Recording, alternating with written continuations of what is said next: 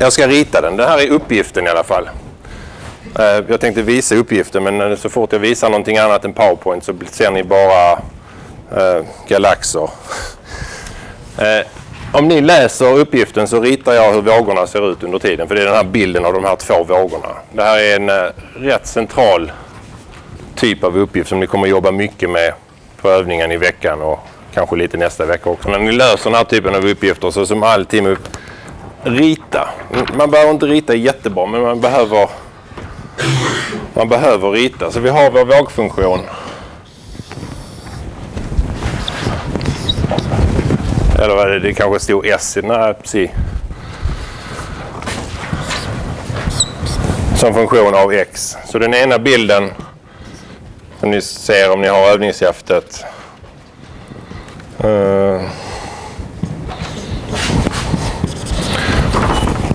Vi har en X-axel i meter.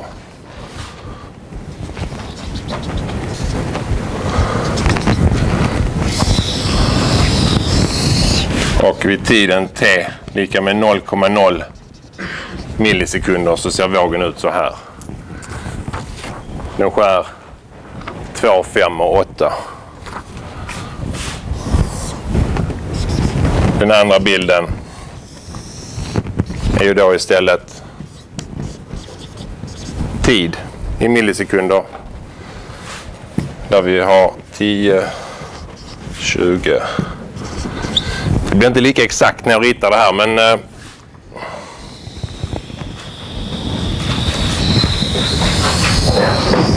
någonting sånt ser den andra vågen ut.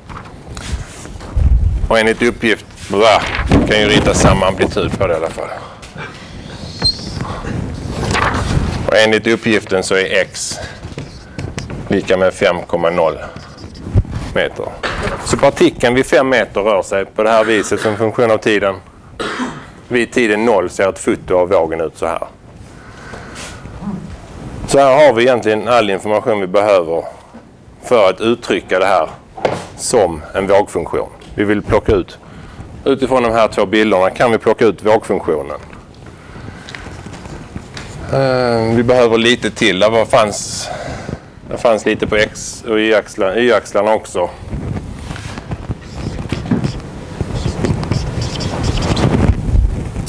Det första är helt enkelt avläsning.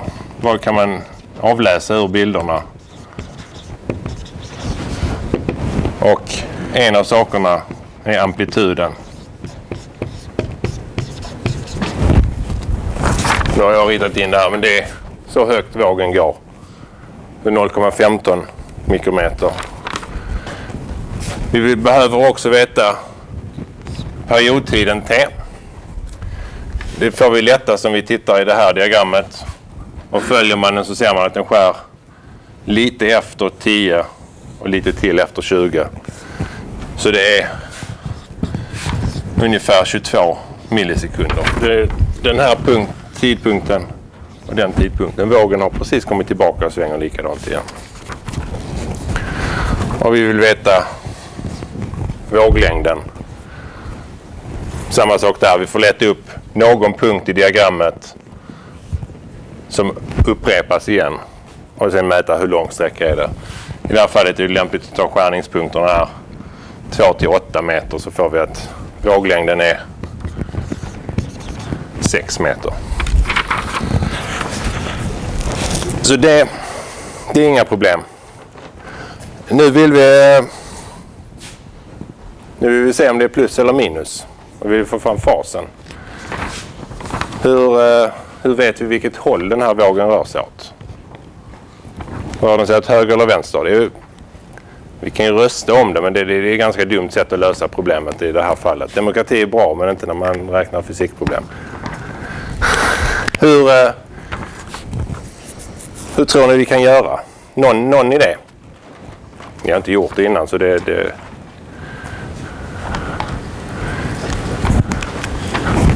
man inte höger diagrammet så ska väl tiden större ska ju partikeln. Precis. Så då måste ni ju vågen gå här. Ja. Ja, det är helt rätt. Partikeln rör sig uppåt, men hur vet du att den går åt höger? Vågen flyttar sig i den riktningen och följer partikeln Den här partikeln rör sig. Men du är inne på helt rätt spår. Dra ner det lite till att försöka hitta alla sådana här diagram. Det behövs en punkt som är gemensam. Den här är ju tagen för en viss lägeskoordinat. Den är tagen 5 meter.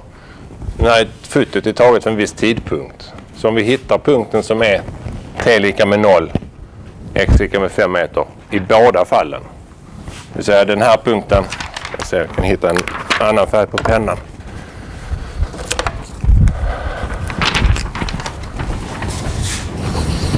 Den punkten och den punkten är precis samma. De ska ju röra sig likadant i tid och rum. Och om vi då gör precis som du sa, vi följer den i tiden. Vad händer? Jo, punkten rör sig uppåt. Om vi går fram en liten sträcka i tiden så då har den här rört sig uppåt. Det är en sån här liten massa som svänger upp och ner. Går tiden framåt så rör den sig uppåt. Alltså ska vågen vid tiden t plus delta, den här punkten ska ha rört sig uppåt. Då flyttar vi upp den. Vågen ser precis likadan ut fortfarande. Formen är likadan, men den har flyttat sig. Men vi vet att den ska skära den här punkten. Alltså ser vågen ut så här. Likadant, men den är flyttad. Så vi måste hitta den gemensamma punkten och se vad händer med den. Hur flyttar den sig? Ni kommer att öva mycket på det här. Det låter lätt och det är, när man väl har fått kläm på det så är det ganska lätt. Men det gäller att tänka rätt, precis som du gjorde. Den har flyttat sig uppåt så vågen rör sig åt höger. Vad är tecknet om vågen rör sig åt höger?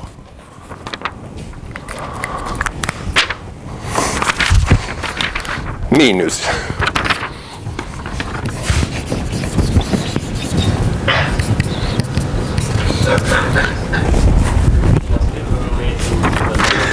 Ja. Jag gjorde både och. Tecknet byter inte, det är förhållandet mellan här. Så det fungerar. Har jag vänt, men det är det här. Är vi fysiker eller är vi ingenjörer? Ska vi sen räkna ut fasen så brukar det enklaste sättet vara, nu har vi vet allting om vågfunktionen. Vi vet uttrycken, vi vet A, vi vet T, vi vet lambda, vi vet tecken. Det enklaste då är att ta, vad är den sista variabeln, den här faskonstanten phi. Jag tror jag kallar den alfa innan. Någon faskonstant. Du tar en punkt x 5 meter t 0,0 millisekunder och så sätter vi in det i den här funktionen så att psi av 0,5, vad är det lika med? Det är lika med 0. Det är den här gemensamma punkten. Vi sätter in det i ekvationen. 0 är lika med 0,15, det är amplituden. Sinus 2pi. Vad har vi nu? Tiden t är 0 minus x genom lambda 5 delat med 6 plus phi. Vi vet ju allting här nu. Det här uttrycket här, sinusuttrycket, måste vara 0. Så löser vi det för phi och får att phi lika med 5 pi tredjedelar. Det säger ju någonting om när svängningen började.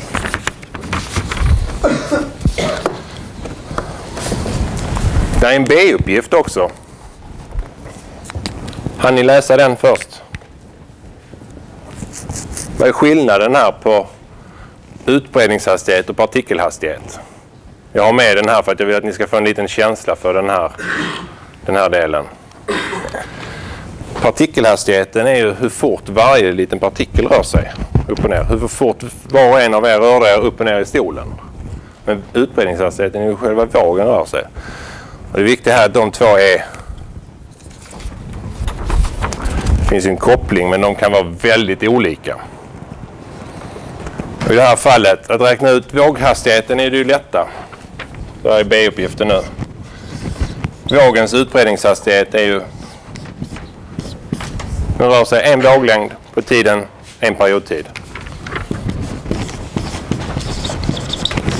273 meter per sekund. Så ljud i någon form av gas. Men det här är inte samma som partikelhastigheten. Partikelhastigheten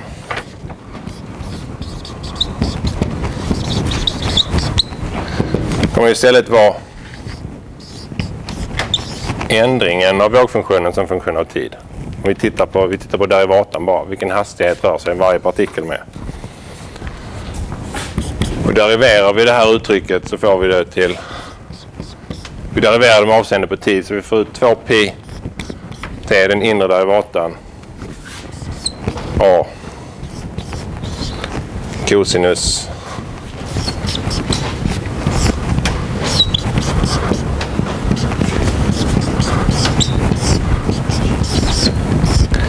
jag skriver inte in alla värden nu för vad vi vill räkna ut är den maximala hastigheten. Och hur stort kan cosinus bli som mest? 1. Så hela det här uttrycket det blir aldrig större än max 1.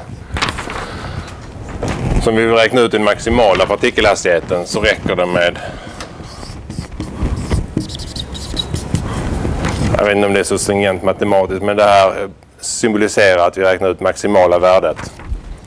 Det kommer att vara lika med 2pi delat med periodtiden multiplicerat med amplituden. Och det blir 43 mikrometer per sekund. Det viktiga i den här är att vi kan ha en våg som rör sig riktigt fort. Trots att varje partikel i sig rör sig ganska långsamt. Ett par mikrometer i sekunden är inte så fort, men vågutbredningen i sig kan vara väldigt fort ändå om de är kopplade, beroende på hur de här partiklarna är kopplade. Om närliggande partiklar svänger väldigt lika så kommer de också röra sig fort.